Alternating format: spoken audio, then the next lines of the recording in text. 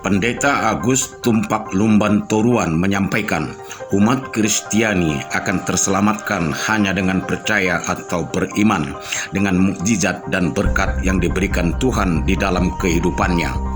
Hal itu disampaikan Pendeta Agus dalam ibadah Minggu 11 Juni di Gereja GKPI Resort Khusus Sibolga Kota. Dijelaskan sesuai dengan tema khotbah diselamatkan karena iman menjadi renungan bagi umat Kristiani untuk tetap percaya terhadap kasih Tuhan yang akan selalu menyertai dalam hidup, untuk menerima kuasa pertolongan Tuhan baik di dalam sukacita maupun duka. Memperingati Hari Keluarga Nasional Harganas ke-30 tahun 2023, Dinas Pengendalian Penduduk dan Keluarga Berencana DPPKB Tapanuli Tengah menggelar pelayanan KB Sejuta Akseptor.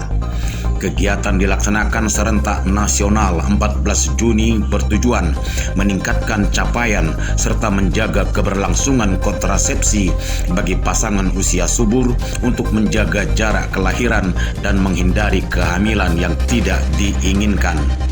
Di Kabupaten Tapanuli Tengah, pelayanan KB ini dipusatkan di seluruh pusat kesehatan masyarakat Puskesmas Tapanuli Tengah dengan sinergitas dari seluruh tenaga medis maupun pemerintah setempat.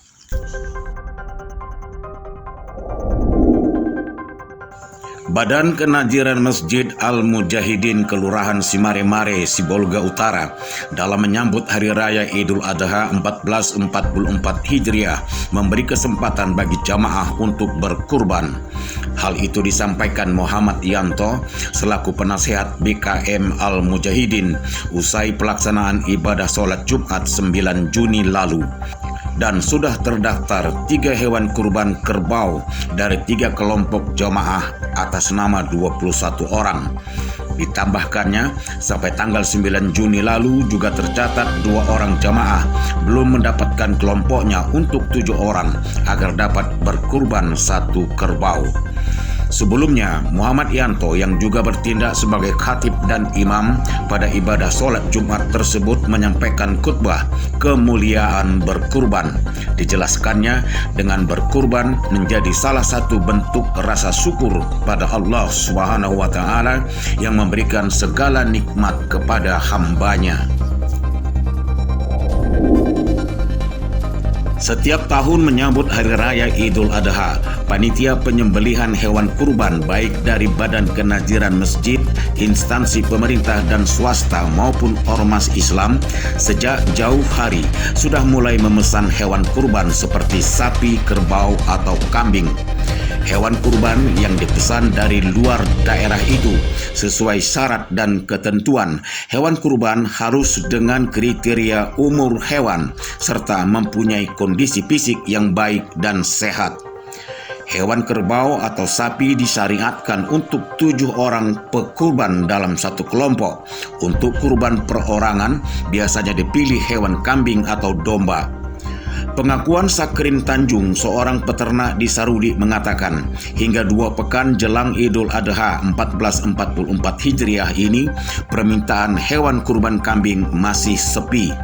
Disebutkannya kisaran harga per ekor kambing dibanderol mulai dari Rp1.500.000 hingga Rp3 juta.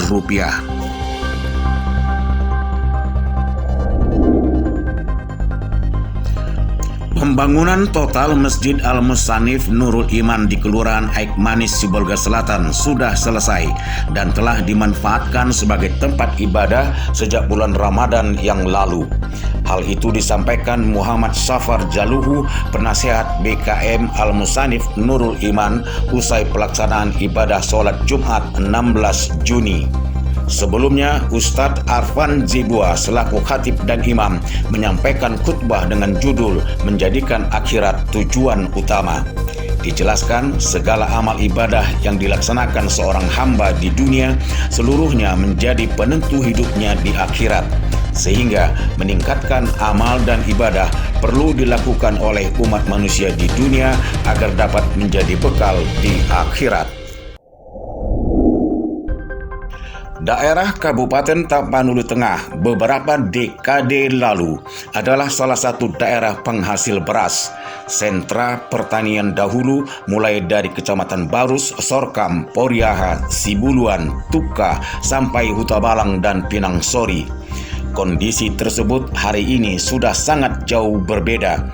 Lahan pertanian itu sudah menjadi perumahan dan permukiman, tempat usaha, industri, dan lain-lain. Lahan pertanian sudah sangat berkurang. Tapanuli Tengah tidak lagi menjadi lumbung beras.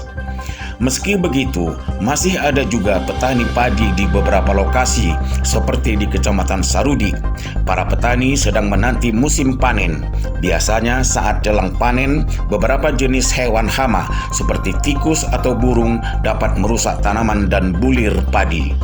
Untuk antisipasi serangan hama tersebut, para petani menyiapkan pengusir hama berbentuk orang-orangan sawah yang terbuat dari baju dan spanduk bekas.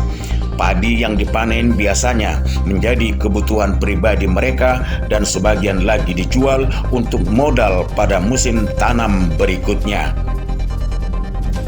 Edi Prambudi, Tim Liputan dan Dokumentasi N2S TV.